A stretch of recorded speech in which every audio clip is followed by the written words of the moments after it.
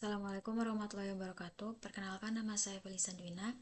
Di sini saya akan sedikit menjelaskan tentang proyek yang telah saya buat. Bagian awal skrip dimulai dengan deklarasi doctype HTML yang berfungsi untuk memberitahu browser bahwa dokumen ini menggunakan standar HTML5.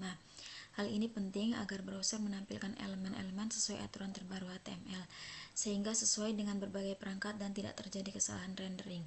Setelah itu, tag HTML menandai awal dari struktur dokumen, diikuti head yang memuat informasi pendukung halaman seperti judul, pengaturan karakter, pengaturan viewport agar tampilan menyesuaikan perangkat, serta pemanggilan pustaka leaflet CSS yang menjadi dasar tampilan peta. Masih di dalam head, terdapat tag title yang memberi nama halaman yaitu Flores Timur, sehingga judul ini muncul di tab browser. Selanjutnya, bagian ini merupakan bagian style yang digunakan untuk mengatur tata letak elemen pada halaman. Aturan HTML body marginal berfungsi menghilangkan jarak bawaan default margin di sekeliling halaman agar peta dapat ditampilkan penuh tanpa ada ruang kosong di tepi layar.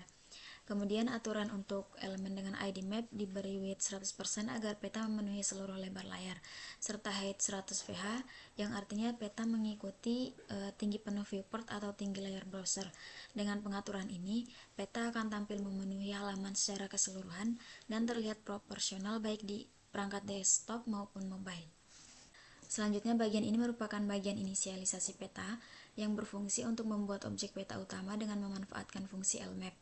Peta ditempatkan pada elemen HTML yang memiliki ID map, kemudian dipusatkan pada koordinat yang mewakili wilayah Flores Timur dengan tingkat zoom 10. Tahap ini merupakan fondasi awal agar peta dapat ditampilkan dan menjadi wadah bagi layar-layar lain yang akan ditambahkan. Selanjutnya, bagian ini merupakan base map untuk menambahkan peta dasar dari OpenStreetMap dengan menggunakan L-tile layer. Base map ini menyediakan tampilan geografis berupa jalan, permukiman, dan fitur dasar lainnya yang dapat dijadikan acuan. Atribut attribution disertakan untuk menampilkan kredit kepada penyedia data. Setelah itu, base map ditambahkan ke peta menggunakan add to map sehingga pengguna langsung melihat peta dasar saat pertama kali membuka website. Selanjutnya, bagian ini merupakan bagian untuk menampilkan marker. Pada bagian ini, data toponimi yang tersimpan dalam format GeoJSON dipanggil menggunakan fetch. Data tersebut divisualisasikan dalam bentuk marker dengan ikon khusus. Fungsi point to layer menentukan bahwa setiap titik toponimi akan digambarkan sebagai marker, sementara on each fitur mengatur agar tiap marker menampilkan pop-up berisi nama dan koordinat lokasi, serta tooltip berupa nama toponimi. Seluruh marker ini dimasukkan ke dalam sebuah layer group bernama toponimi, sehingga dapat diatur dalam control layer. Selanjutnya yaitu script GeoJSON Polyline untuk menampilkan layer jalan. Layer jalan dibangun dengan memanfaatkan LGeoJSON yang membaca data garis dari file jalan GeoJSON. Bagian ini dilengkapi dengan style yang mengatur warna merah, ketebalan garis, serta tingkat transparansi. Selain itu, ditambahkan interaksi berupa tooltip yang menampilkan nama jalan saat pengguna mengarahkan kursor ke objek. Layar ini ditempatkan pada pen khusus dengan indeks Z lebih tinggi agar posisinya tidak tertutup layar lain. Selanjutnya, bagian ini merupakan script GeoJSON Polyline untuk menampilkan layer sungai.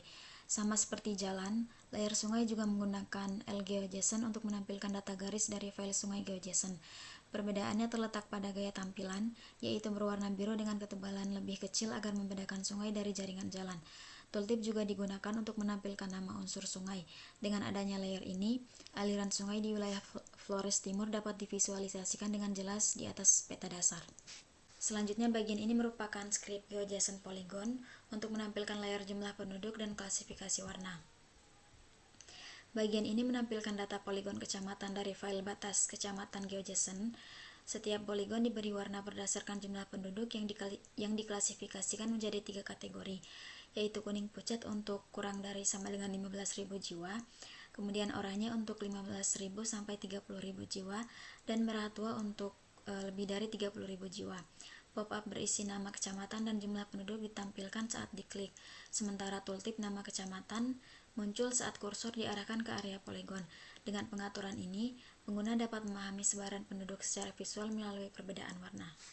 Kemudian bagian terakhir adalah pembuatan control layer menggunakan L-control layers. Kontrol ini mengelompokkan base map dan overlay maps, yaitu toponimi, jalan, sungai, dan jumlah penduduk, sehingga pengguna bisa memilih untuk menampilkan atau menyembunyikan layer tertentu sesuai kebutuhan. Fitur ini meningkatkan interaktivitas peta karena pengguna dapat menyesuaikan informasi yang ingin dilihat tanpa harus menampilkan semua data sekaligus. Ini merupakan tampilan proyek yang telah saya buat. Dari hasil pemetaan menggunakan leaflet, peta wilayah Flores Timur berhasil divisualisasikan dengan baik melalui kombinasi beberapa layer.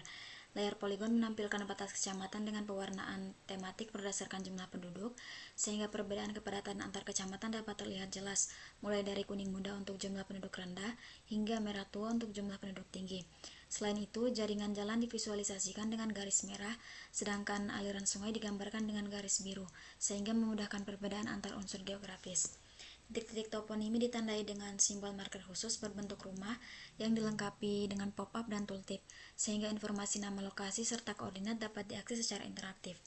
Kehadiran control layer juga memberikan fleksibilitas kepada pengguna untuk menyalakan atau mematikan layer sesuai kebutuhan analisis. Mungkin cukup sekian penjelasan dari saya, kurang lebihnya mohon maaf. Wassalamualaikum warahmatullahi wabarakatuh.